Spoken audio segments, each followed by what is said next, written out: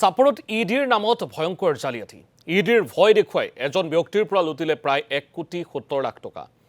চাপৰ বজাৰৰ নিৰ্মল দাস নামৰ ব্যক্তিজনৰ পৰা প্ৰবঞ্চক চক্ৰই লুটি নিয়ে ধনখিনি ভুক্তভোগীৰ গোচৰৰ ভিত্তিত আৰক্ষীয়ে আটক কৰিছে ধুবুৰীৰ বন্ধন বেংকৰ মেনেজাৰ দীপ্ত কুমাৰ দাস আৰু দুটা প্ৰবঞ্চকক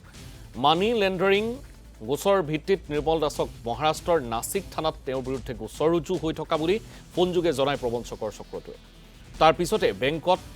এই বৃহৎ ধনৰাশি জমা দিবলৈ দিয়ে প্ৰবঞ্চক চক্ৰটোৱে জমা ধনৰাশি 3 দিনৰ ভিতৰত উভতাই দিব বুলি জনাইছিল প্ৰবঞ্চক চক্ৰটোৱে এই ধনৰাশি চাপৰ ইউকো বেংক আৰু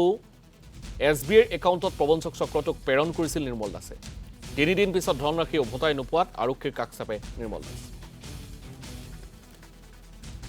ঘটনাটা মানি লন্ডারিং কেস আমার উপরে এসেছিল হ্যাঁ সুপ্রিম কোর্টের থেকে সেই কেসের থেকে বের হওয়ার জন্য ইডি ডিপার্টমেন্টে আমার থেকে আমার অ্যাকাউন্টে যত টাকা আছে সব নিয়ে ভেরিফাই করে রিফান্ড দেওয়ার কথা ছিল হ্যাঁ সেই টাকাটা রিফান্ড হয়নি সেই সংক্রান্তে আমি এখানে এফআইআর করেছিলাম একটা আমি তো দিয়েছিলাম তো 1,70,39,444 টাকা 20 পয়সা এখনো রিফান্ড হয় নাই এখনও রিফান্ড হয় নাই না ওরা রিফান্ড করার 3 দিনে রিফান্ড করার কথা ছিল ইডি ডিপার্টমেন্ট